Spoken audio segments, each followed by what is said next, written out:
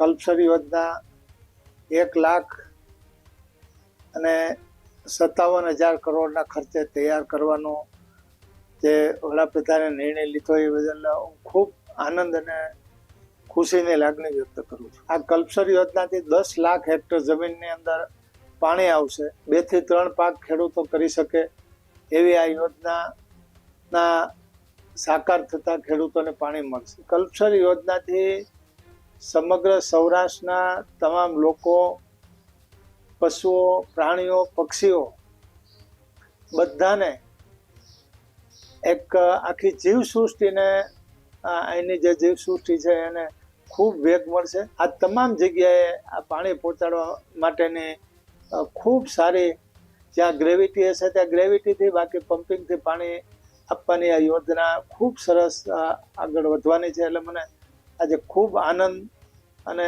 ગૌરવ થાય છે. પ્રધાનમંત્રી નરેન્દ્ર મોદીના નેધરલેન્ડના પ્રવાસથી સૌરાષ્ટ્રને સૌથી મોટી ભેટ મળશે. પૂર્વ મંત્રી બાવકુ ઉંધાડે વડાપ્રધાન નરેન્દ્ર મોદીના નિર્ણયને વધાવ્યો છે. કલ્પસર યોજનાથી ગુજરાત અને સૌરાષ્ટ્રની તસવીરો બદલાઈ જશે તેવી વાત પણ બાવકુ ઉંધાડે કરી. કલ્પસરથી સૌરાષ્ટ્રના મીઠા પાણીનો મોટો સ્ત્રોત ઉભો થશે. ત્યારે જ ન્યૂઝરૂમ ગુજરાતની યુટ્યુબ ચેનલને સબસ્ક્રાઇબ કરો અને ઇન્સ્ટાગ્રામ અને ફેસબુક પર ફોલો કરો. અપડેટ રહો, સત્યની સાથે રહો.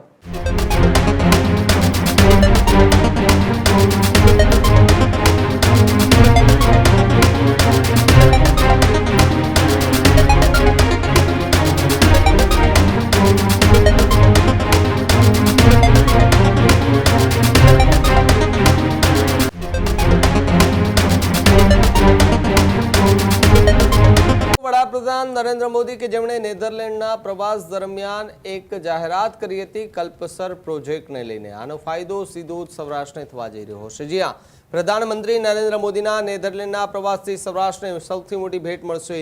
કલ્પસર યોજના લાગુ કરવાના નિર્ણયને લઈને ખુશીનો માહોલ છવાયો છે. પૂર્વ મંત્રી બાવકુ ઉંધાડે વડાપ્રધાન નરેન્દ્ર મોદીના નિર્ણયને વધાવ્યો છે. સ્થળાંતર કરી ગયેલા લોકો પરત આવશે તેવી વાત બાવકુ ઉંધાડે કરી છે. કલ્પસર યોજનાથી ગુજરાત અને સૌરાષ્ટ્રની તસવીરો બદલાઈ જશે તેવી વાત પણ બાવકુ ઉંધાડે કરી. નેધરલેન્ડ પ્રવાસ દરમિયાન કલ્પસર યોજનાનો ટેકનિકલ એગ્રીમેન્ટ થયો. 1,57,000 કરોડના ખર્ચે આ યોજના સાકાર થવાની તૈયારીમાં છે. કલ્પસરથી સૌરાષ્ટ્રના મીઠા પાણીનો મોટો સ્ત્રોત ઉભો થશે. મચ્છી ઉદ્યોગને પણ મોટો ફાયદો થશે, જ્યારે ખેડૂતોને 3 સિઝનનો પાક લેવાની તકો પણ મળશે. નવી વીજળી ઉત્પાદન ક્ષમતા ઊભી થશે. જ્યારે સૌરાષ્ટ્રમાં વિકાસના નવા દ્વારો ખુલવા જઈ રહ્યા છે, ત્યારે જીવન સૃષ્ટિ અને પર્યાવરણને પણ ફાયદો થવાનો દાવો છે. વર્ષોથી કલ્પસર યોજના માટે પ્રયત્નો કરવામાં આવ્યા હતા તેવી વાત બાવકુ ઉંધાડે કરી. જ્યારે પીએમને પત્ર લખી અને અભિનંદન પાઠવતા બાવકુ ઉંધાડ જે છે તે હાલ જોવા મળી રહ્યા છે. આપણા દેશના વડાપ્રધાન નરેન્દ્રભાઈ મોદી નેધરલેન્ડ ગયા અને નેધરલેન્ડના પ્રવાસ દરમિયાન જે આપણે સૌરાષ્ટ્રની જીવાદોરી સમાન જે કલ્પસર યોજના હતી એના ટેકનિકલ એગ્રીમેન્ટ કરી અને આ કલ્પસર યોજના 1,57,000 કરોડના ખર્ચે તૈયાર કરવાનો જે વડાપ્રધાને નિર્ણય લીધો એ બદલ હું ખૂબ આનંદ અને ખુશીની લાગણી વ્યક્ત કરું છું. કારણ કે સૌરાષ્ટ્રમાં જે ખાસ કરીને મોટા ભાગના ગામડાઓ ખાલી થઈ રહ્યા છે, સ્થળાંતર થઈ રહ્યા છે, અને ત્યારે આ કલ્પસર યોજનાથી 10 લાખ હેક્ટર જમીનની અંદર પાણી આવશે. દુષ્કાળને કાયમી અલવિદા મળશે. 2 થી 3 પાક ખેડૂતો કરી શકે એવી આ યોજનાના સાકાર થતા ખેડૂતોને પાણી મળશે. અને આ ઉપરાંત સૌરાષ્ટ્ર અને દક્ષિણ ગુજરાત અને મધ્ય ગુજરાતનું જે અંતર છે એ ઘટી જશે. નવી વીજળી પણ ખૂબ મોટા પ્રમાણમાં ઉત્પન્ન થશે. કલ્પસર યોજનામાં મીઠા પાણીનું જે સરોવર બનશે એમાં આ મીઠા પાણીની માછલીઓનો ઉદ્યોગ પણ મોટો થશે. અને સાથે સાથે જે આ રાજ્યમાં ભવિષ્યની અંદર જે સૌરાષ્ટ્રની અંદર જે મુશ્કેલીઓ જે ઊભી થવાની તૈયારીઓ હતી એને સંપૂર્ણ બ્રેક લાગશે. કારણ કે કલ્પસર યોજના છે જેનાથી જે સ્થળાંતર કરી ગયા છે એ લોકો પણ ખૂબ મોટી સંખ્યામાં પાછા રિટર્ન થશે. અને આ સાથે સાથે ઘણા એવા ઉદ્યોગ છે જેને પાણી જરૂર હોય તો એવા ઉદ્યોગો પણ આવશે.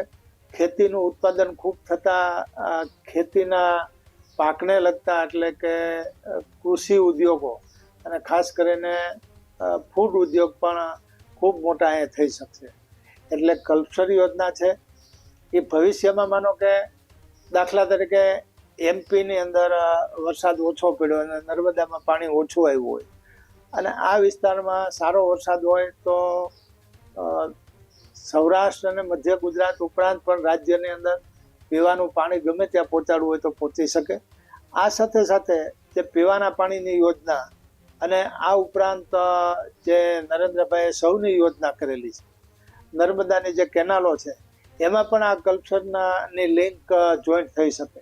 એટલે કલ્પસર યોજનાથી સમગ્ર સૌરાષ્ટ્રના તમામ લોકો, પશુઓ, પ્રાણીઓ, પક્ષીઓ બધાને એક આખી જીવસૃષ્ટિને અહીંની જે જીવસૃષ્ટિ છે એને ખૂબ વેગ મળશે અને ખેતી અને પાણી સાથે સાથે બાગાયતી ખેતી વધશે જેને લીધે પર્યાવરણને પણ ફાયદો થશે. તમામ ક્ષેત્રે સૌરાષ્ટ્રમાં જે વિસ્તારમાં પાણી નથી પહોંચતું, જે નર્મદાનું પાણી છે એ ખાલી એક સૌરાષ્ટ્રના સુરેન્દ્રનગર જિલ્લો અને બોટાદ તાલુકો 2 વિસ્તારમાં જ પાણી પહોંચે છે. સુરેન્દ્રનગર જિલ્લામાં પણ અમુક વિસ્તારમાં પાણી નથી પહોંચતું. આ તમામ જગ્યાએ આ પાણી પહોંચાડવા માટેની ખૂબ સારી જ્યાં ગ્રેવિટી હશે ત્યાં ગ્રેવિટીથી, બાકી પમ્પિંગથી પાણી આપવાની આ યોજના ખૂબ સરસ આગળ વધવાની છે. એટલે મને આજે ખૂબ આનંદ અને ગૌરવ થાય છે કે દેશના વડાપ્રધાને આ યોજના માટે એમનો જે પોતાનો ડ્રીમ પ્રોજેક્ટ હતો એમ વર્ષોથી 1982થી મને પણ એમ હતું કે આપણે આ કલ્પસર યોજના ક્યારે થશે, ત્યારે નરેન્દ્રભાઈના હસ્તે આનો યશ મળવાનો હશે અને નરેન્દ્રભાઈએ ગુજરાત અને સૌરાષ્ટ્ર માટે આ ખૂબ સારો નિર્ણય લીધો જેનાથી સમગ્ર ભારત દેશને પણ મોટો ફાયદો થવાનો. કારણ કે સૌરાષ્ટ્રની અંદર જે ખેત ઉત્પાદન આવશે, પછી શાકભાજી હોય, ફળ હોય, તેલીબિયા હોય કે તમામ પ્રકારના જે અનાજ હોય, બધા પાકોને લીધે દેશને પણ બહુ મોટો ફાયદો થશે. અને આપણે જે અમુક વસ્તુઓ ને આપણે ઘટ પડતી હોય, માનો કે તેલની ઘટ પડતી હોય, કઠોળની ઘટ પડતી હોય, એ પણ આમાં પૂર્ત થઈ શકશે. એટલે ખેડૂત સમૃદ્ધ થશે, ગામડું સમૃદ્ધ થશે. ગામડાની અંદર રહેતો તમામ વર્ગ, કારીગર વર્ગ હોય, મજૂર વર્ગ હોય, તમામ વર્ગ સુખી થશે અને સાથે સાથે દેશને પણ એક ગુજરાત છે એ પોતાનું ખેત ઉત્પાદનને સાથે નવા ઉદ્યોગોનું દેશ અને દુનિયાને પૂરું પાડી શકે એવી શક્તિ આખી ઊભી થશે. હજુ સુધી તમે અમારી ચેનલને સબસ્ક્રાઇબ નથી કરી તો અત્યારે જ ન્યૂઝરૂમ ગુજરાતને સબસ્ક્રાઇબ કરો, ફેસબુક અને ઇન્સ્ટાગ્રામ પર ફોલો કરો.